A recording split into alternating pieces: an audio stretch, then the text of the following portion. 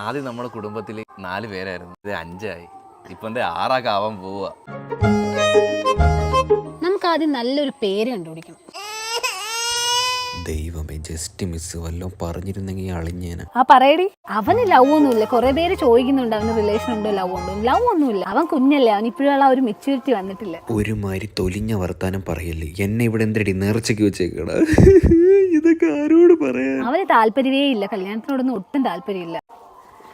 പിന്നെ നിന്റെ കല്യാണക്കാരിയൊക്കെ എന്തായി? ഇവിടെ ഞാൻ കുറ്റി കണക്ക് നിൽക്കണം, നീ കാണുന്നില്ലടി നാറി. ഞാൻ പോവാണ്. ഇതാണ് എൻ്റെ അച്ഛൻ. ഇപ്പോഴും യങ്ങാണെന്നാണ് വിചാരം, പക്ഷേ നല്ല പ്രായമുണ്ട്. കുറച്ച് നാളൂടെ കഴിയുമ്പോൾ അപ്പൂപ്പനും ആവും. ആ ഇട്ടിരിക്കുന്നത് എൻ്റെ നിക്കർ. ആ നിക്കറിൻ്റെ സ്നേഹം പോലും എന്നോട് കാണിക്കാറില്ല. ഇതാണ് അമ്മ. എന്നെ ഊക്കാനും പിന്നെ തിന്നാനും വേണ്ടിയിട്ട് മാത്രമേ വാതിറക്കാറുള്ളൂ. മെനങ്ങാന്ന് പറയുകയാണ്, നീ ഇനി സിംഗിളല്ല അങ്കിളാണ്. ഇതൊക്കെയാണ് ഇപ്പോഴത്തെ എൻ്റെ അവസ്ഥ. വലിയ സിഗ്മയാണെന്നൊക്കെ പറഞ്ഞുകൊണ്ടിരുന്നാൽ ലാസ്റ്റ് പെണ്ണും പുണ്ണാക്കൊന്നും ഇല്ലാതെ തിണ്ടി തിരിഞ്ഞ് നടക്കേണ്ടി വരും. അപ്പം അത്രേ ഉള്ളൂ.